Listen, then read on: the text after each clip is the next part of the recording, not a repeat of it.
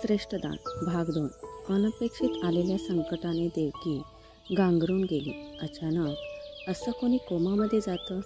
धडधाकट असलेला माणूस, मोठे मोठे निर्णय घेणारा अधिकारी, महिन्यातले 15 ते 18 दिवस भारत आणि विदेशामध्ये कंपनीच्या कामासाठी जाणारा अतिशय सक्षम असा अधिकारी अचानक कोमामध्ये जावा.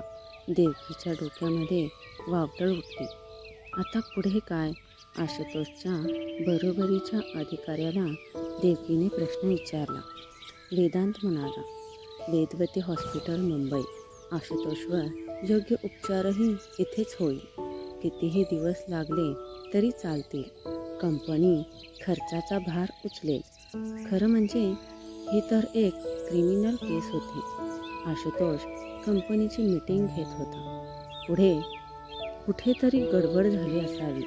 बेशुद्ध पडणे ठीक आहे, पण एखादा लोळागोळा झालेला निर्जीव अवस्थेत किती दिवस राहणार असा प्रश्न आणि अनुत्तरित प्रश्न.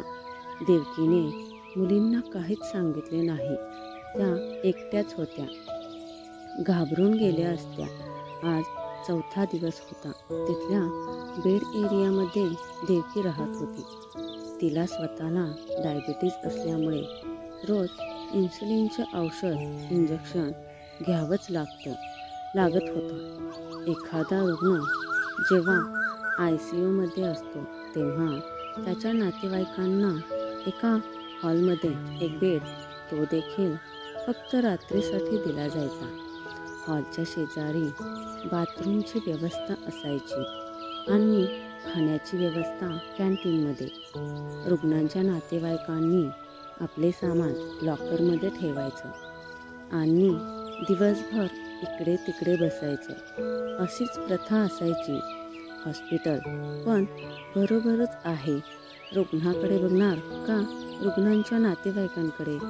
नातेवाईकांचे लांब चेहरे, डोक्यात चालणारे पैशांचे हिशोब, अन्नाच्याकडे न बघता फक्त घशात घास ढकलणारे नातेवाईक, सुकलेले अश्रू, भरल्या डोळ्यांचे आईवडील, बावरलेली मुले. हॉस्पिटलचे वातावरण असेच तर असणार. कलकत्त्याला घेऊन जाऊ.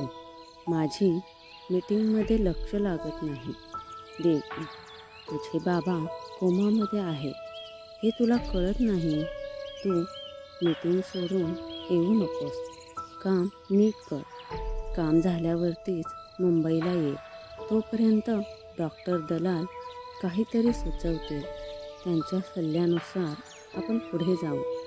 बाबा कसा आहे? माँ, तू परत केव्हा येणार?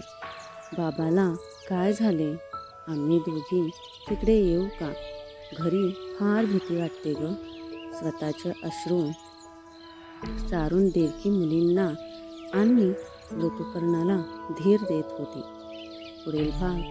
पुढील कथा भाग 3 मध्ये. पुढील कथा ऐकायला चॅनलला सबस्क्राईब करा. धन्यवाद.